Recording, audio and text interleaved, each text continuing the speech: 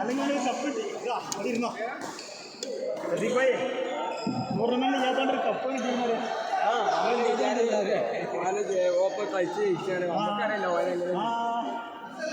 സർഫോ സോറിട്ടാ ഞാൻ അന്ന് വരാത്തോണ്ട പ്രശ്നമാണ് ഇങ്ങോട്ട് വരാൻ ഇന്ന് ഒഴിഞ്ഞെടുത്താണ്ട് അല്ല സർഫൊരു കപ്പ് എടുത്തോട്ട് ചിരിച്ച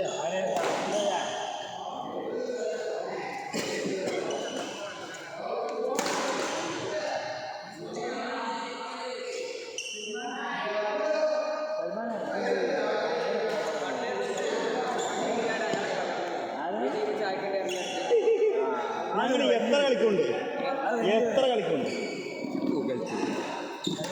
ഉണ്ടാവില്ല സ്പാർക്ക് വരില്ലേ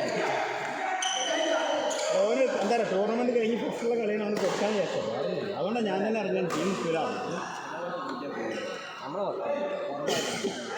എന്നാലും ഒരു 4 ഞങ്ങൾ വെറുതെ കൊടുത്തു എന്ത് ഇഷ്ടം എനിക്കയാളാ നിങ്ങൾ 4 വെറുതെ കുറച്ച് 10 പോയിന്റാണ് ഞങ്ങൾ പുറത്ത് പോയിക്കണം ഇതൊന്ന് പോയിക്ക പുറത്തേക്ക് അടിപ്പിച്ചല്ലേ ഞങ്ങളത് തന്ത്രങ്ങളല്ലേ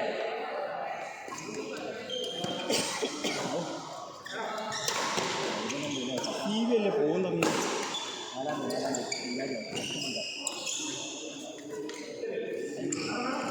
ഇവിടുന്ന് അങ്ങോട്ടുള്ള ഡേറ്റ് മാറിക്കൊണ്ടിരിക്കും അവിടെ നിന്ന് ഇങ്ങോട്ടുള്ള ഡേറ്റ് മാറില്ല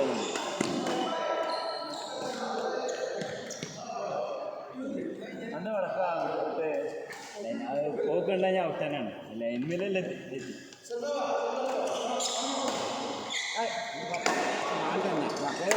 പാവാച്ചി കുട്ടി കളിപ്പിക്കുക മനുഷ്യരെ പാവാച്ചി കുട്ടി കളിപ്പിക്കുക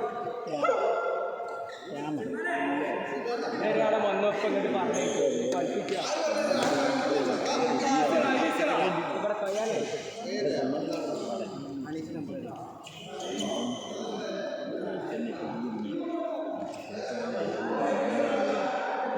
ആ ബോൾ തിരിച്ച് വന്നുകളി കളി ഇപ്പോൾ മരിച്ചില്ല പിന്നെ മരിച്ചില്ല കണ്ടിട്ടില്ല ഓ കണ്ടില്ല അറിഞ്ഞിട്ടില്ല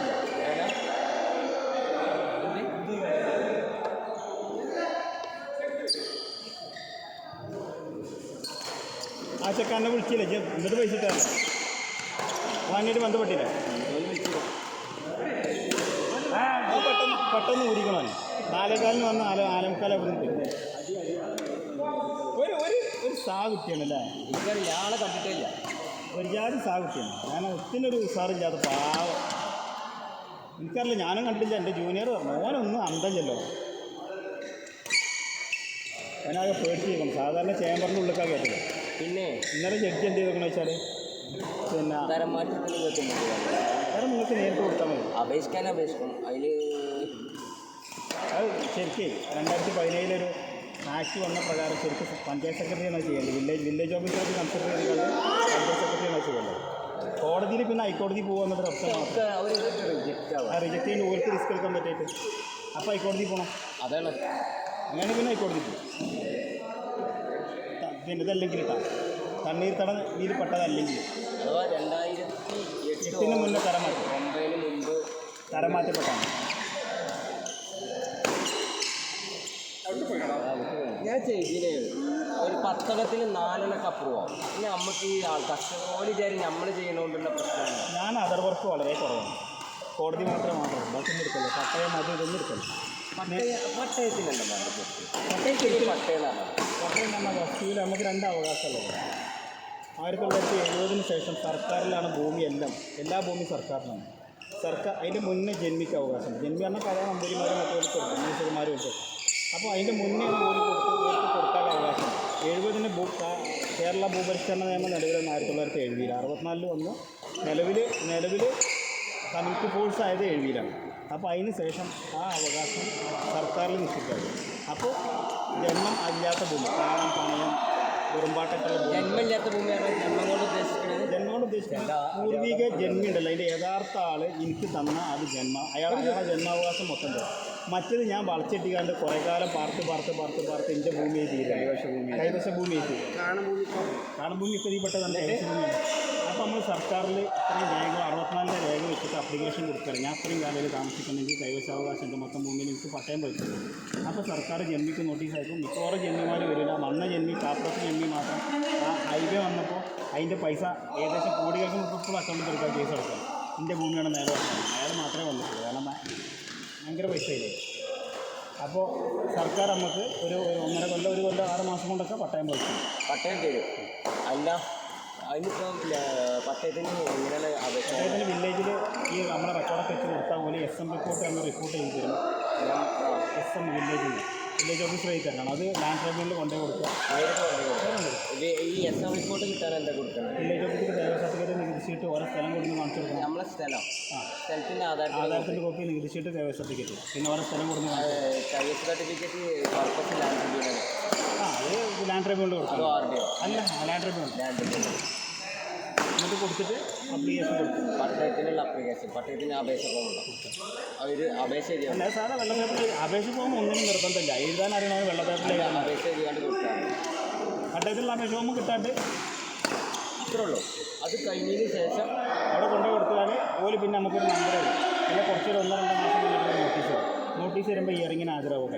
കക്ഷി ഹാജരാവണമെങ്കിൽ 1-2 മാസം കഴിയുമ്പോൾ വില്ലേജ് ഓഫീസർ നമുക്ക് അല്ല നമുക്ക് ഏതായാലും തപാൽ നമുക്ക് വില്ലേജ് ഓഫീസറുടെ പ്രൊസീജിയർ കഴിഞ്ഞു. അത് കഴിഞ്ഞതിന് ശേഷം നമ്മൾ ഈ വില്ലേജ് ഓഫീസറിൽ നിന്ന് കിട്ടിയ SM റിപ്പോർട്ടും ഈ ഡോക്യുമെൻറ്റും ഇട്ട് ലാൻഡ് ട്രിബ്യൂണലിൽ കൊണ്ടു കൊടുക്കുക.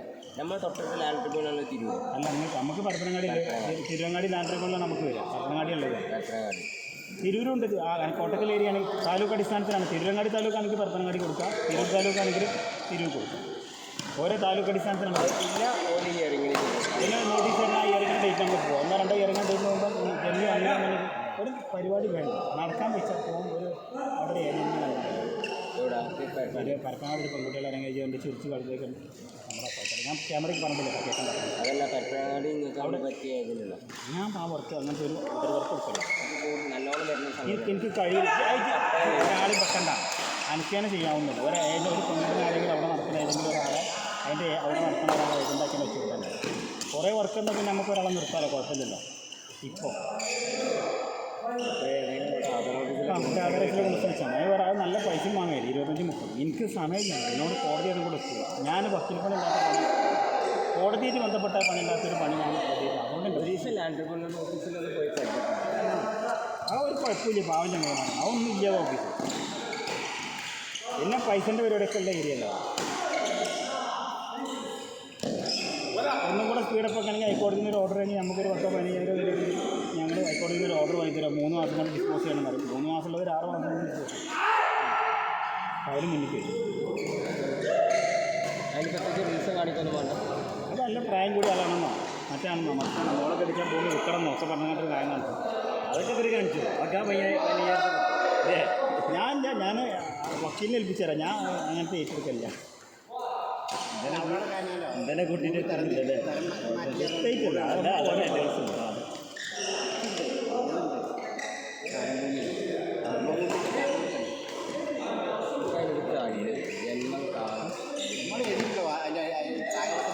പ്രശ്നമുള്ള ഭൂമിയാണ് ജന്മം ഭൂമിയ പ്രശ്നമല്ല. കുഴപ്പം നമ്മളൊരു ധാരണയാണ്. ഭൂമി കൈവശക്കാരനാണല്ലോ. ഒരു 15 വർഷം രേഖകളാണ് വേണ്ടിപ്പോൾ കൈവശത്തിന്. ഇതിന് എൻകംബ്രൻസിൻ്റെ ആവശ്യമൊന്നും വരുന്നില്ലല്ലോ.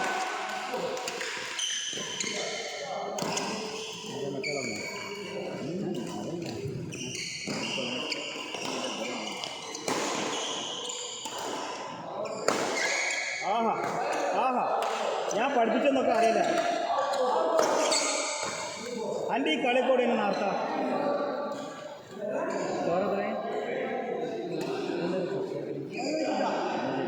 ഓലമ്മൻ്റെ സുഖമില്ല.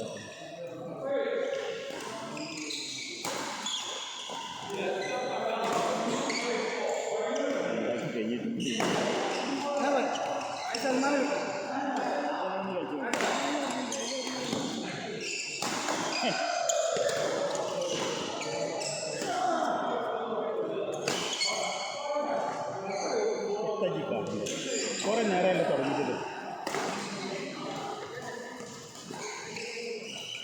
ചാക്കെന്തൊക്കെ ഊരിയത് കല്യാണം കല്യാണം കുറച്ച് കഴിഞ്ഞു. ഈ ദിവസമല്ലല്ലോ കഴിഞ്ഞില്ലേ? ആഗസ്റ്റ് 1 ചൊറിഞ്ഞേക്ക് മറ്റോട്ട് ഞാൻ കണ്ടിട്ട് അല്ലെങ്കിൽ അവിടെ കൂടി അവിടെ നിന്നല്ലോ പിന്നെ മുണ്ടാട്ടില്ലല്ലോ അല്ലെങ്കിൽ